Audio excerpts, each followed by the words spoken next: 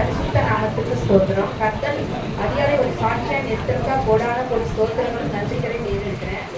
கர்த்தர் கடந்த மாதமெல்லாம் கண்மணி போல கிருபையாக பாதுகாத்து இந்த 8வது மாதத்தில் இந்த முதல் நாள் இன்னும் ஆண்டவருடைய சமூகத்துக்கு வர கர்த்தர் கிருபை செய்தாரு. அநேக பலவீனங்கள் தான், ஆனாலும் கர்த்தர் ஒவ்வொரு நாளும் பேசுகிறார். போன மாதத்துலலாம் என் கணவர் ரொம்ப லேட்டாக தான் வந்துட்டு இருந்தாங்க.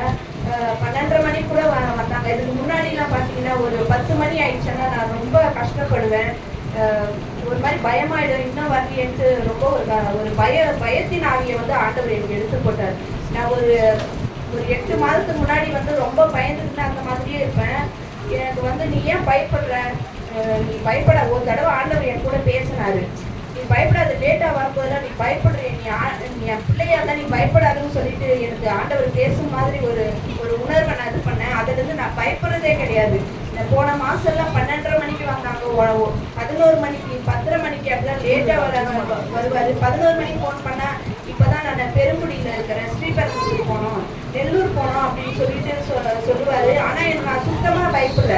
எனக்கு ஆண்டவர் சொல்லியிருக்காரு, உன் கனவுக்கு நான் 70 வயசு நான் ஆயுள் காலத்தை நான் கொடுப்பேன்னு சொல்லியிருக்காரு.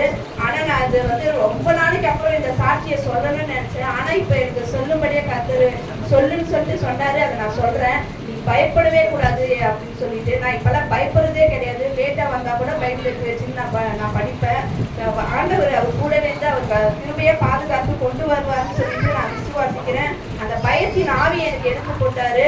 எனக்கு கொஞ்சம் உடம்பு கொஞ்சம் பலவீனமா இருக்கு. அப்பப்போ ஒரு மாதிரியாவது பயங்கரமா ஸ்ப்ரெட் ஆகுது. கொஞ்சம் ஒரு நிமிஷத்துலயே அந்த ஸ்ப்ரெட் ஆகுது, சரியாகுது.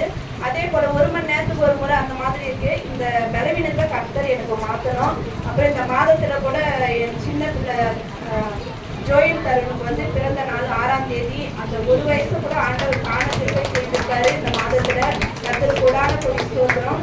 கர்த்தர் இந்த சாட்சி ஆசீர்வதிப்பாரு. அம்மாவுக்கும் நல்ல ஒரு சுகபல ஜீவனை கொடுத்திருக்காரு.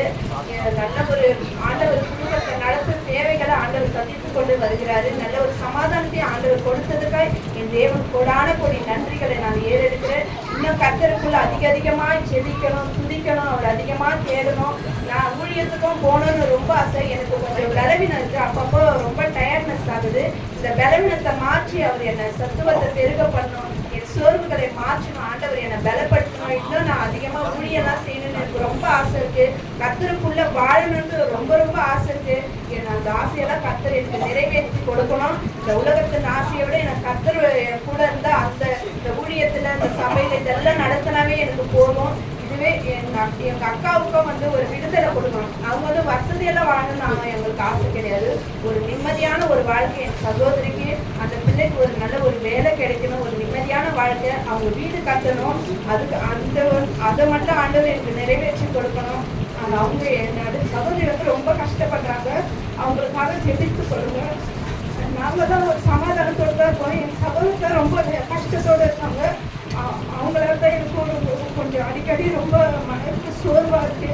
என் சகோதரிக்கு நல்ல ஒரு விடுதலை கொடுக்கணும். பிள்ளையும் இழந்துட்டாங்க, கணவரும் ரொம்ப முடியாம இருக்காரு. அவங்களுக்கு ஆண்டவர் நல்ல ஒரு விடுதலை கொடுக்கணும். தேவன் சாட்சி ஆசீர்வதிப்பாங்க.